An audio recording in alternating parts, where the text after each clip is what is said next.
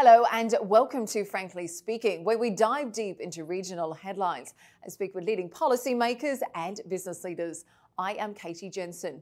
On this episode, we hear from Richard Attias, the CEO of the Future Investment Initiative, or FII, often dubbed the Davos in the desert. It's the annual event where the world's most powerful leaders, business people and entrepreneurs come together to shape the future. On this episode, we ask him what it takes to craft events that define the global agenda, who the headline figures are for this year's gathering, and how FII is showcasing that Saudi Arabia not only deserves a seat at the global table, but is actively reshaping the conversation on the future of investment.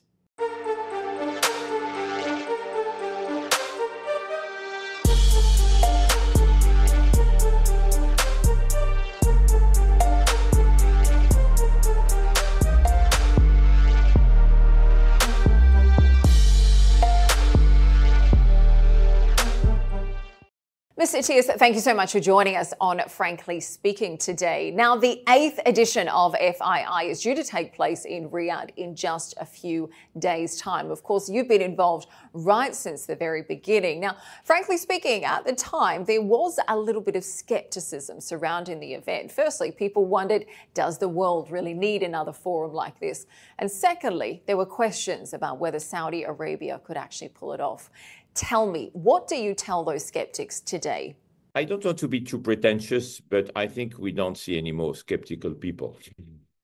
But I would answer to potential skeptical people based on what I learned from my 30 years of being in total humility, the architect, the curator of influential platforms.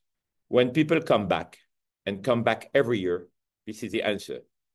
Because global CEOs don't have time to lose. Time is money for them. Because world leaders don't have time to lose. So they're not coming back to please me or to please my stakeholders. They're coming back because, number one, they find the great content, they are inspired, they realize that these platforms as FII are call to actions. They also make deals. It's not just about networking. It's really making deals. The past 7 editions of FII saw not just commitments, they saw the concretization of $128 billion of deals. So, and last but not least, COVID-19 has proven that in-person meetings are absolutely crucial. And despite the virtual or the hybrid formulas of conferences, people are coming back again, and even a bigger number. You know, last year we were 6,000 delegates. This year, despite the fact that for many people you need to become a member of the organization of the FII Institute, we just are approaching a number of 8,000 global CEOs, C-suites, entrepreneurs, and public figures. So we're not trying, to just create a conference to have an additional more conference. We really want to have an impact. And we are extremely selective on the topics, on the people who are joining this conversation. We want to be sure that they are committed, and they are committed all year long. So this is, I hope, the answer to your question. And we are very excited to see that the demography of our participants is really global. We have 30% coming from United States of America. We have 20+% coming from Europe. We have another 20% almost coming from Asia globally, including the Middle East. And we have a great number now starting to come from Africa and from Latin America. So it's a real global conversation. Well, certainly people are committed to the event. You talked a little bit about the membership there. You're now charging people up to $15,000 US for a single attendee. The price doesn't come cheap.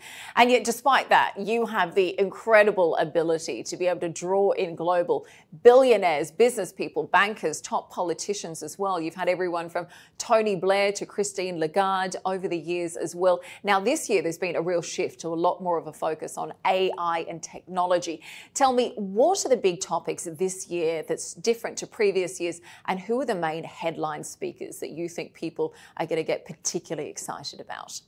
First, allow me, Cathy, to come back to your first point. If you want to do a benchmark, we are by far the lowest membership in global international not-for-profit foundation. I just want to be precise on that, the lowest, because we're not looking for money, we're looking for commitment. So this is point number one. Point number two, yes, indeed, you're absolutely right. At the beginning of FII, the majority of our participants and delegates were coming from the financial sector, from sovereign wealth fund, private equities, and I would say the key old economy industries. This year, we are extremely happy to see that we have more and more people coming from the tech industries, including AI, because AI is everywhere, and AI is now. And AI is disrupting almost all industries and all sectors. But we have also a growing number of entrepreneurs, because if you ask me what I want the legacy of FII Institute to be, is to be really an inclusive platform, a bridge between global CEOs from the traditional economies and young entrepreneurs. And I'm very happy to see more and more entrepreneurs stopping me in corridors of the conference center and telling me, thank you. I say, why? Oh, thank you, because thanks to you guys and thanks to the FII conference the past 2 years, I was able to find an investor, and now my company is running, moving forward and growing. So I would say that, yes, we have more and more people coming also from different industries which were not expected, like sport industry, like the entertainment industry, like the cultural industry. And we see that, in fact, economic diplomacy has multiple faces. Economic diplomacy is also cultural diplomacy, sport diplomacy, entertainment diplomacy. And this is what is helping nations to collaborate, not just in geopolitics, but in geoeconomics. FII is an international think tank. It's funded by Saudi Arabia's sovereign wealth fund, PIF, and you are aiming to organise summits that do make an impact on humanity. Tell me, how do you define and measure what this means in reality? Yeah, just back to Saudi Arabia. I think the reason why this conference was born in Saudi Arabia is not just because it was inspired by the leader and by PIF. Saudi Arabia is definitely a global hub today, and it is, I would say, a catalyst between North and South and West and East. It is extremely well located if you look at the world map. And it is also a bridge between Western cultures and Eastern cultures. And we see that. People are coming because they perceive also this place as a neutral place. And we see great conversation between Chinese and Americans. Just to name few, I would say, leaders, because as you know, the dialogue is not always easy between these two countries. So this is why we have a very positive and I would say collaborative discussions. But back to your point about the impact on humanity, which is in fact the answer to how investment can be a force for good. So it requires a strategic approach, I would say, but the way you measure a long-term impact is how investment, for example, in sustainable development are happening, in renewable energy, in sustainable agriculture, in green infrastructure. And this can help to combat climate change. So this is, I would say, one first areas where you can have an impact on humanity when you convey the positive forces to invest in sustainable development. Definitely, you can measure also by social impact. So impact investing has gained traction, where investors, I would say, actively seek to generate positive social and environmental outcomes. And at FII Institute, as you know, 3 years ago, we decided to create a new ESG framework because we were considering that the current one was not fair and was excluding emerging countries. We were a little bit provocative by changing totally the ESG framework, what I'm calling my ESG 2.0 new framework. And if investors adopt this new ESG framework, and it is happening, it could unlock almost $3 trillion of new investment in Asia and probably $1 trillion of investment in Africa. So we see investment in sectors like healthcare, education, affordable housing, clean water. This has a direct impact on quality of life, which means impact on humanity. And I think that's an interesting point. Some of the topics you're bringing up. And then just one last point, if you allow me, which is you can measure this impact on humanity by the number of job creation and economic growth in some region. And this is easily to measure without saying diversity and inclusion. So this is how we can impact our humanity.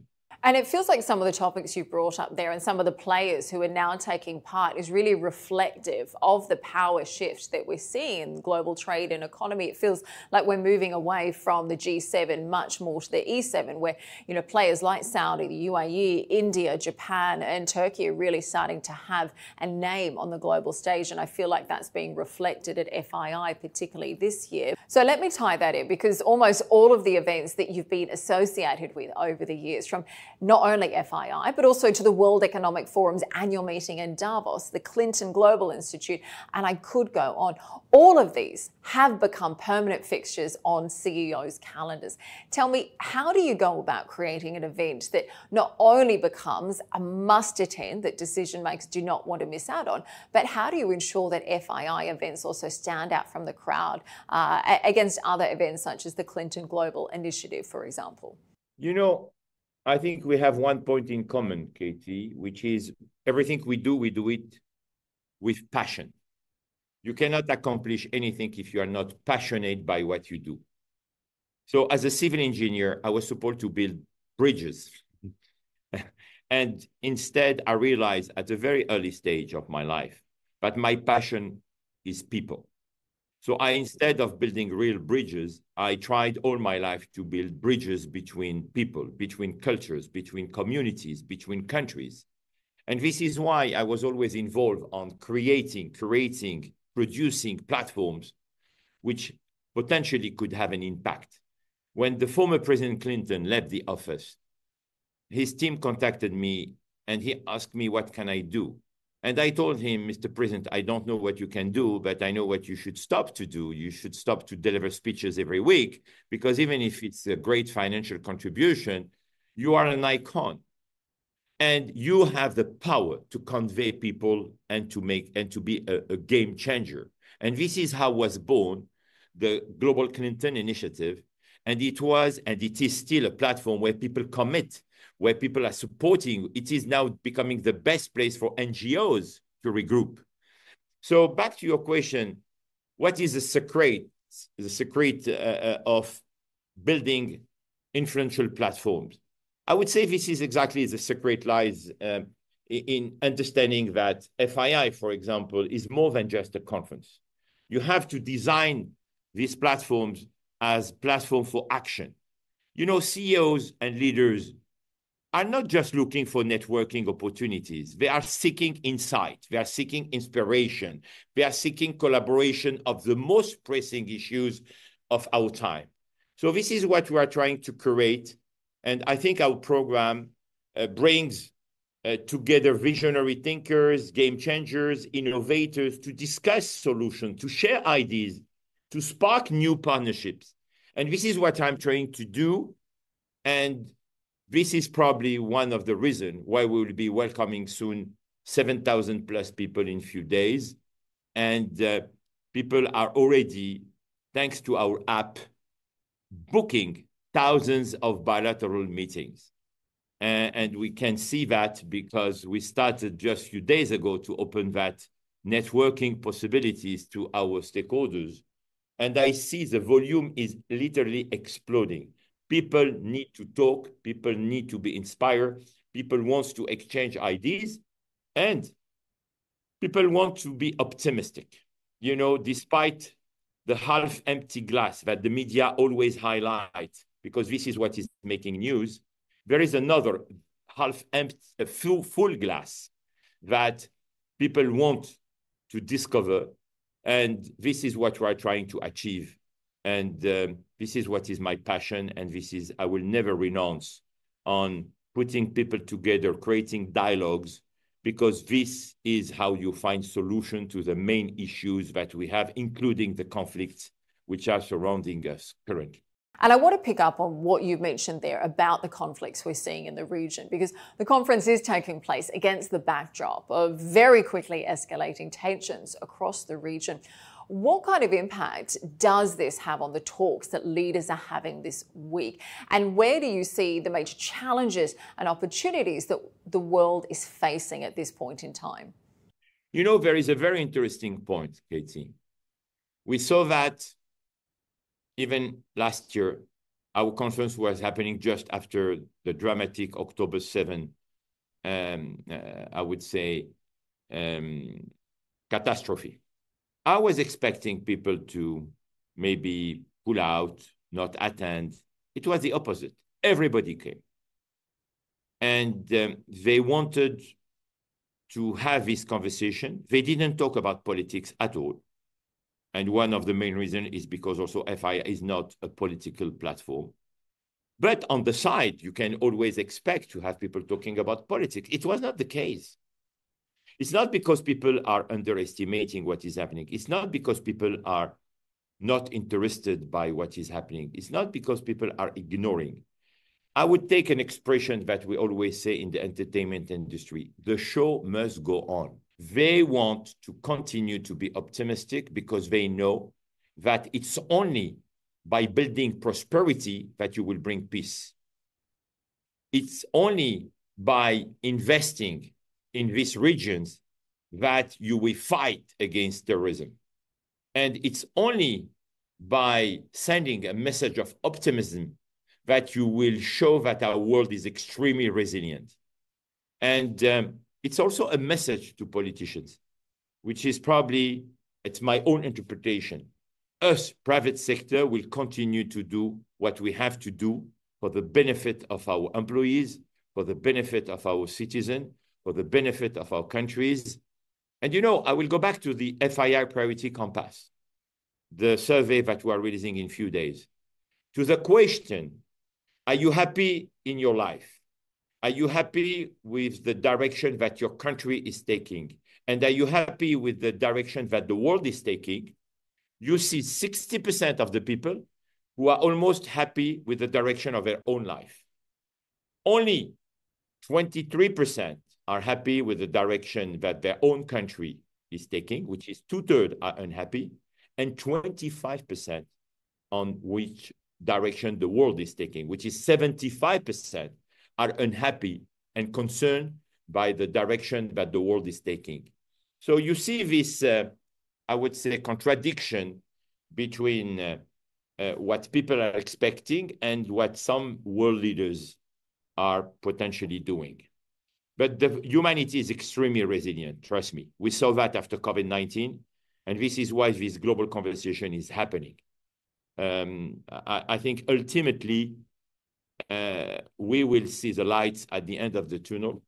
I am convinced of that. And we will build and continue to build a sustainable world. Well, I know you said you don't typically talk politics at FII, but it is also being held just days before the US elections on November the 5th. You've got a big presence coming from the US, as always. For many of the case, many Americans are visiting Saudi for the first time. Tell me, what is their sentiment you're seeing from US speakers and guests this year? And what are your personal predictions for the US election? You know, FII became a global platform beyond the annual conference happening in Riyadh. We host every year now an FII in Miami in February. So past February, we hosted a session, which was a door-closed conversation, asking what do you think will be the economic consequences, because this is our purpose, the economic consequences of the US election results. So very interesting conversation. And of course, now it's obvious that you have one candidate which will take some measures to help investment, to reduce taxes. This is not new because everyone knows the program of the former President Trump, and everyone is expecting what Kamala Harris will do because she will probably continue to do what the current President Joe Biden is doing. But these conversations are happening more in the angle of geoeconomics post-US election. Now, about prediction, you know, I spend a lot of my time in New York. Home is New York. it's extremely, extremely difficult today to predict who will win. And the reason is very simple. When you talk to people, for the first time, you see many people who are not telling you the truth. They are not telling you if they will vote for President Trump or if they will vote for Kamala Harris. It's very strange feeling. You have some people, you know they are Republicans in their blood, but you guess that they will not vote for President Trump this time. At the opposite, you see some people, you know they are Democrats, because in America, everyone usually says, oh, this is who I am. At the opposite of Europe, where people never say for who they vote. And you see some Democrats who are for the first time ready to vote for President Trump because they are more looking at their financial interests than others. And then the question we can ask is, what will be the impact of what is happening globally in the world with this uncertainty in Russia, Ukraine, in the Middle East, and many other regions? The world is extremely fragile in terms of stability, and many people will vote with probably one wish, which is we will hope that our candidate will bring stability to the world. So, frankly speaking, extremely complicated to predict what will happen. Well, November the 5th now just days away. But let me ask you about some of your satellite events. As you mentioned, you have the flagship taking place in Saudi, but a number of other locations now too. You mentioned Miami, there's also London, Hong Kong, Rio for the first time ever this year as well. And I think it's interesting because it shows the cross-dialogue that is taking place between Saudi and other nations all over the world. So how are the events that are being organised by FII globally, how are they benefiting the Saudi economy? And how do you choose your specific locations? First of all, back to your point, beyond FII, the Kingdom of Saudi Arabia is definitely now a place where global conversations are happening on multiple industries, on mining, on the future of aviation, on the future of logistics, on the future of technology, and so far and so on. Why that? Because you have an amazing program, a vision called Vision 2030. And if people read very well Vision 2030, they understand that this country is in full transformation, creating amazing sectors which are contributing to the diversification of the economy. And the kingdom is moving from being an oil producer economy to a very diverse economy. So all these platforms are becoming the global conversations on all these sectors which are supporting the diversification of the economy. And this is how Saudi leads. And people are very happy to come here because it reminds me what happened in China 20 plus years ago when China moved from almost a country which was one single economy to an open global economy. Now, back to your point about FII expansion. Yes, we are a global membership organization and we have members from all over the world. And we have strategic partners and all of them, we are listening to them because it's our duty. And we see many of our members say, hey guys, we cannot always come to Saudi Arabia. And we know many friends who cannot come because they are busy in October or sometimes it's expensive to buy a ticket to come to Riyadh, long way to go there. So we decided to go also to our members' regions, continents, and countries. This is why we will have an FII, I would say, satellite event, what we call FII Priority Summit, in each continent, on each continent. So we have in the United States every year, Miami, because it's a very vibrant society, vibrant city. What is happening in Miami currently is amazing in all sectors, and they will host the World Cup soon also. We are in Latin America probably every 2 years. We started with Rio de Janeiro, Brazil, the largest economy of Latin America. In 2025, we have decided, of course, to go back to Miami, especially after the US election. Very important moment to see what will happen in February 2025. But we'll go in Europe. Europe should not be ignored. Europe is in full transformation. Europe is facing many challenges. So we want to have a global conversation in Europe probably in May or June. We are hosting, as you know, in Riyadh, the conversation about Africa, and probably we'll go 2025 in African countries. We got already many invitations to go to some countries in Africa. And we will go back to Asia. every 2 years. So we are exploring with the board what could be the best destination in Asia. We started with Hong Kong. We were the first economic conference post-COVID-19, and we're exploring other countries which will contribute to this global conversation on diversification of the economy, of the next gen expectations, on also from where the growth will come in some specific region in Asia.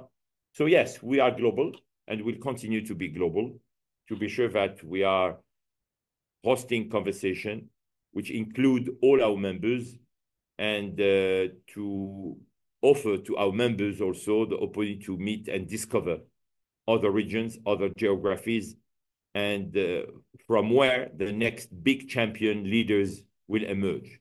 So clearly big conversations going on when it comes to technology, AI, robotics, the digital transformation that we've mentioned, in addition to these global discussions on the economy and the environment too. But tell me, what do you envision as the role of FII in really defining the future of global leadership, particularly in the Middle East, in this part of the world? It's a very interesting question. You know, today, to contribute to that, you need to understand what are the challenges that world leaders are facing, including business leaders. I would say they are concerned when we talk to them by the economic uncertainty. You know, they are concerned about inflation, rising interest rates, potential recession are at the forefront, I would say. Supply chain disruptions, fluctuating energy prices, geopolitical tensions. So climate change and sustainability, when you see the floods which happen everywhere now, everywhere, not a single part of the world is excluded from massive floods, you know. So in Paris and in some region in France recently were totally underwater. What happened in Florida, what is happening in Brazil. And they are also not concerned, but they are asking questions about digital transformation, AI. How should I manage? How should I educate my workforce? How can I accelerate the acquisition of skills to be integrated in this rapid advancements in technology, especially, as you say, artificial intelligence? And so this workforce transformation, plus if you add on the top of that now, healthcare and well-being, because it is becoming an important priority. And if you look at social issues like social inequality, diversity, you feel that you have a mandate to create this conversation to help world leaders to get the answers. And this is what is our contribution. This is why we want to be global, because by addressing, you know, as someone who spent many years learning mathematics, our teachers were always telling us, guys, when you put the equation on the table, it's almost half solved. So this is why I think that by having unexpected conversation in total transparency, where people who are sometimes having a separate visions, separate approach, is helping to solve the problem. And when people come with solutions and actions, definitely the question after is implementation. But we see more and more leaders now who are changing their mindset. They don't want just to be visionary leaders or dreamers, to quote his right hand, the Crown Prince, who said that one day on stage. He said, this place is a place for dreamers and doers, talking about the Kingdom of Saudi Arabia. And I think this is what FII is about. FII is a global conversation where you see many dreamers who are doers. And it's certainly been a very interesting opportunity to shine that spotlight on Saudi Arabia. But you're in quite a unique position because you've been working with Saudi organizations for, the last 20 years or more. In fact, from the time you were at the Publicis Group, how would you describe your experience? And frankly, what is your advice in terms of being able to manage the changing priorities and shifting deadlines at the intensity that such a huge event like FII must face? You know, I think I'm not someone who knows everything. It would be too pretentious. But what I see today is that when you include in your conversations trying to find solutions, bring unexpected persons around the table. Don't deal always with the same usual suspects. Bring some young people from your organization. Bring more females in your conversation, more women. Bring the people who are quite low in the hierarchy of your organization. Don't have board meetings only with the top 10 executives of your organization. I was so privileged and so lucky to be given the opportunity when I was 29 years old to be appointed as a global CEO of a company. In that time, it was a computer leasing company by the shareholders. And I was obliged to jump in the swimming pool and to dive and to swim and to manage people who were in their 40s. So this was by far the best MBA that I had. So my advice, based on my 40 years of past experiences, number one, you need to acquire very quickly a global culture. We live in a global world, and this is not going to change. So we need to have a global culture to understand the differences between cultures, including in this part of the world, which is full of opportunities, but has a very strong culture. So don't come here to do business in 24 hours to take the money and run. It's not going to happen. And you know that. You live in Dubai, you saw the growth of the UAE, and this GCC region is full of opportunities, but we need to respect the culture. We need to respect the vision, and we need to build trust.